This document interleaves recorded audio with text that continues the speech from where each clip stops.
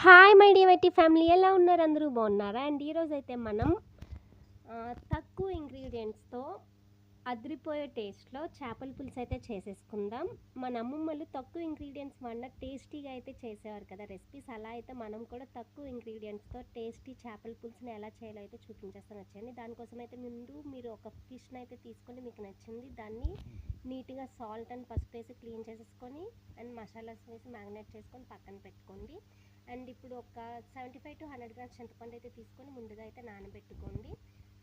So ఇప్పుడైతే ఒక 2 onions, 4 green chillies, ఒక 4 టమాటోస్, చిన్న అల్లం, వెల్లుల్లి అండ్ గరం మసాలా అయితే తీసుకోండి. అండ్ ఉల్లిపాయలు అయితే సన్నగా పొడవుగా చాప్ చేసుకొని పెట్టుకోండి. అండ్ టమాటోస్, అల్లం, వెల్లుల్లి అండ్ మసాలాస్ అయితే మిక్సీ పట్టుకొని పక్కన పెట్టుకోండి. అండ్ ఇప్పుడైతే ఒక కడాయి పెట్టుకోండి. అండ్ ఇదైతే ఓల్డ్ కడాయి, చూసి ఏమి అనుకోవద్దు. కొన్ని రెసిపీస్ కొన్ని వాటిల్లో చేస్తేనే బాగుంటాయి అనిపిస్తుంది కదా, సో అలానే నేను ఎప్పుడు చేపల పులుసు చేసిన ఈ కడాయిలోనే చేస్తాను. అండ్ ఒక కడాయి పెట్టుకుని ఆయిల్ వేసిన తర్వాత సన్నగా చాప్ చేసుకున్న ఆనియన్స్ని అయితే వేసుకొని బాగా ఫ్రై అవ్వనివ్వండి. అలా ఫ్రై అయిన తర్వాత ఇందాక మనం పేస్ట్ చేసి పెట్టుకున్నాం కదా, టొమాటో, అల్లం, వెల్లుల్లి అండ్ కొంచెం గరం మసాలా, అంతే ఇంగ్రీడియంట్స్, ఇంకేమీ యాడ్ చేయక్కర్లేదు. ఆ పేస్ట్ అయితే వేసుకొని అండ్ గ్రీన్ చిల్లీస్ కూడా సన్నగా పొడవుగా కట్ చేసుకొని వేసుకోండి. అండ్ అలా మసాలా వేసి కొంచెం మగ్గిన తర్వాత అందులోనే కొంచెం పసుపు అండ్ ఉప్పు అయితే యాడ్ చేసుకోండి.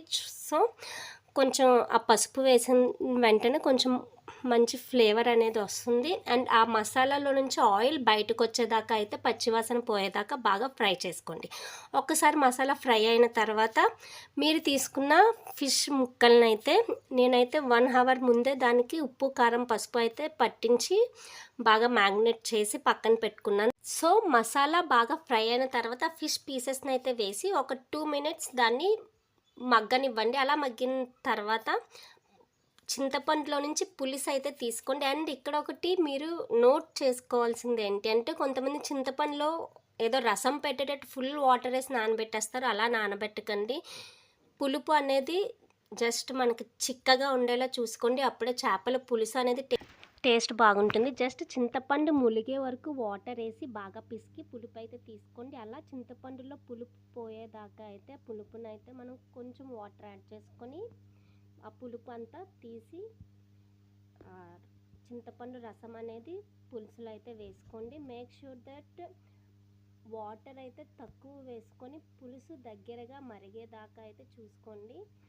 అండ్ అలా చింతపండు పులుపు అయితే వేసిన తర్వాత ఒక్కసారి చేపల్ని జాగ్రత్తగా విరగకుండా కలుపుకోండి. కొత్తగా చేసే వాళ్ళైతే కొంచెం జాగ్రత్తగా చూసుకోండి. అండ్ అలా చింతపండు పులుపు వేసిన తర్వాత పులుసుకి తగ్గ కారం, ఉప్పు అండ్ ఇంట్లో చేసుకున్న ధనియాలు, జీలకర్ర పౌడర్ అయితే వేసుకోండి. మంచి ఫ్లేవర్ ఇస్తుంది. అండ్ కొంచెం గరం మసాలా అయితే ఒక 1/2 టేబుల్ స్పూన్ అయితే యాడ్ చేసుకోండి.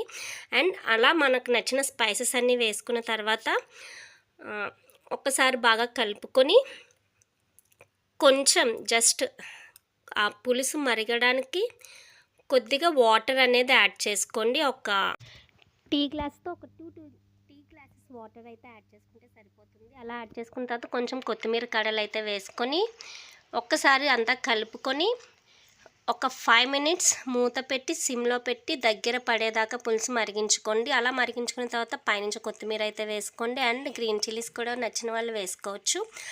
అండ్ అలా పులుసు అనేది బాగా దగ్గరగా వచ్చి ముక్కకి పట్టేదాకా అయితే మరిగించుకోండి. అప్పుడే మనకి టేస్ట్ బాగుంటుంది. సో ఒక 5 మినిట్స్ మరిగించుకున్న తర్వాత కొంచెం దాంట్లో నుంచి ఆయిల్ అనేది పైకి రిలీజ్ అవుతూ ఉంటుంది. సో ఆ స్టేజ్లో అయితే చేపల పులుసు ఆఫ్ చేసుకోండి. అట్లీస్ట్ 1 అవర్ అయినా ఆగిన తర్వాత అయితే పులుసు తినండి.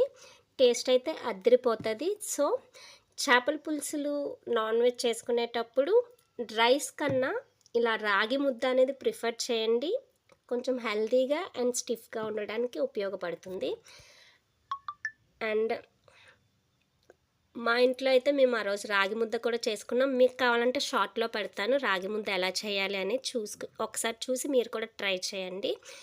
అండ్ రియల్లీ డెడ్లీ కాంబినేషన్ కదా రాగి ముద్ద అండ్ ఫిష్ ఫ్రై పిల్లలకి ఇష్టమని కొన్ని పీసెస్ అయితే పక్కన పెట్టి ఫిష్ ఫ్రై చేశాను ఆ రోజు.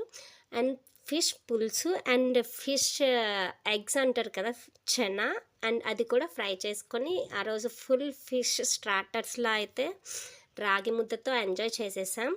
సో మీరు కూడా ఇలా ఇంట్లో చేసుకొని ఎంజాయ్ చేస్తారని కోరుకుంటున్నాను. సో మీరు కూడా ఒకసారి చేపల పులుసు మళ్ళీ ఇంకోసారి చూసి ఈజీగా ఇంట్లోనే ట్రై చేసేసేయండి. పెద్ద ఇంగ్రీడియంట్స్ కూడా అవసరం లేదు కదా. And I should thank my అమ్మ అండ్ అమ్మమ్మ. మీరు బాగా కుక్ చేయబట్టి నేను కూడా ఈరోజు బాగా కుక్ చేయగలుగుతున్నా. Thank you so much for your recipes. And ఈ వీడియో కనుక మీకు నచ్చినట్టయితే మన ఛానల్ని సబ్స్క్రైబ్ చేసుకోండి, లైక్ చేయండి అండ్ షేర్ చేసుకోండి.